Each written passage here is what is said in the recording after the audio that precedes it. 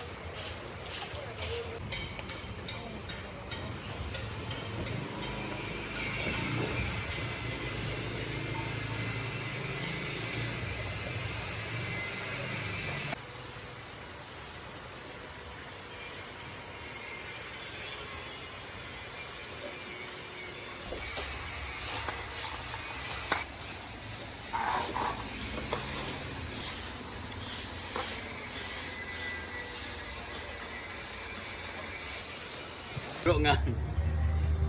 Kaupat na naman ni ngaritat. Ginoo ko nga mga iro. Shit. Ang mal mga ito eh. Gusto kong magalit pero nag-enjoy man sila.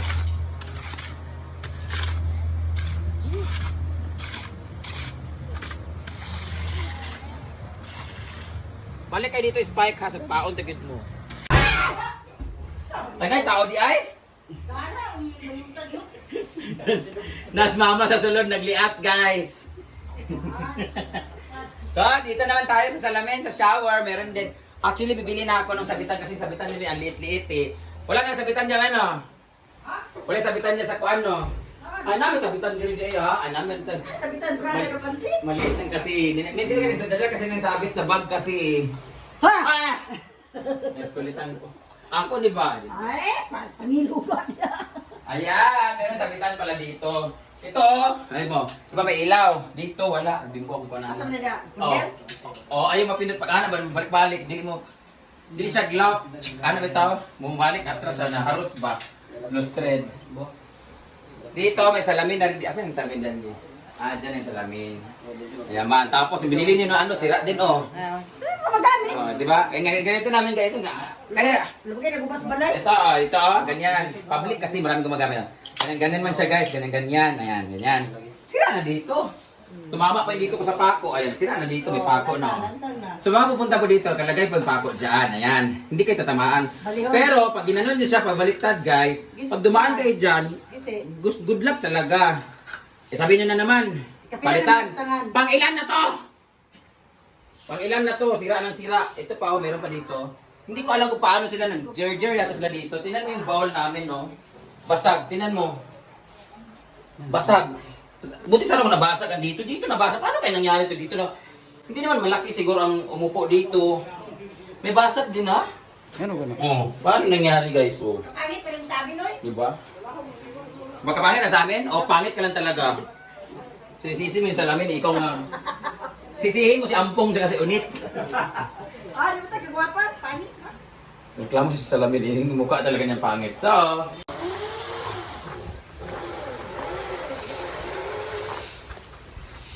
So dito naman tayo sa irrigation namin. Irrigation namin dito, maayos na siya sa buong paligid kasi sa asosasyon ng mga farmers. Di ba, sige sila kanina ka nang nagpa-irrigation na sila din, di ba, simintohan nila. Pero hindi pa tapos yung irrigation, nandun pa yung irrigation doon, sinisemento nila maayos na, ano nila pinamunuan ng punong barangay. Honorable Barangay Captain Uncle Roel Dael, siya po nag-ano dito muna para sa asosasyon dito at sa lahat ng mga farmers dito habang ina-atching po ang ating trabante dahil sa simento. Ayan, naano nito dito, simento yung doon banda. Pero hindi pa umaabot sa amin dito para maganda yung flow ng ating water station. Taas pala ng kanal natin. Ay, ganito naman talaga yung standard na kanal pag umabot dito, pero nakasimento lang yan.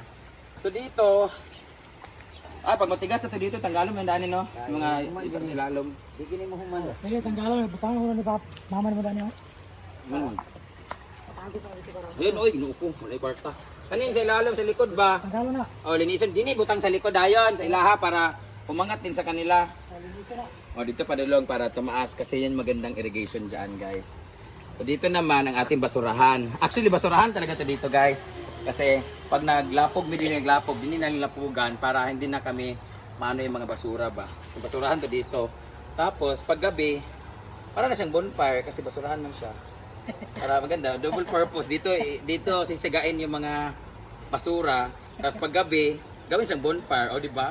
Pwede maglitson dyan. Oo, pwede din maglitson diya, pero puro basura lang yung amoy.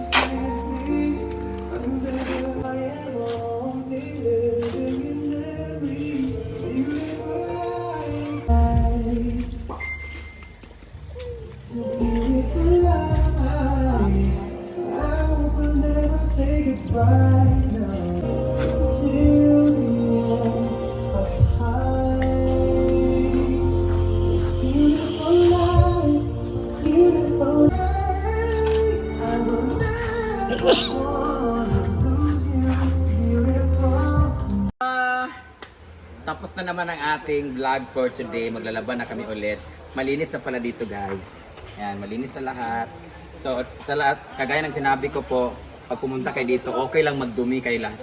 Okay lang talaga magdumi kasi yung dumi normal lang yan sa ating mga tao na nag-iiwan tayo ng dumi or kahit hindi nyo na i-clean as you go, basta dalhin nyo lang lahat ng mga gamit nyo na mga importante, mga valuable materials niyo, dalhin nyo lahat, walang maiiwan dito. Pero wag may maiwan naman, nandun lang yan sa lost and found area sa office.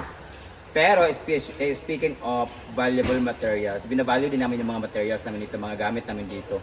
Sana wag talagang sirain, ganyan, yung mga yung mic normal na masira yan kasi pag kumakanta talaga nagka-carried away pag lasing. Pero mga puan, wag sirain, yung mga tanim dito, yun naman yan sa A-houses, yung mga bed sheets, wag masigarilyuhan, gano'n. So, sana kung pumunta kayo dito, mahalin nyo po yung lugar pag pumunta kayo dito. Make it as your own, take it as your own.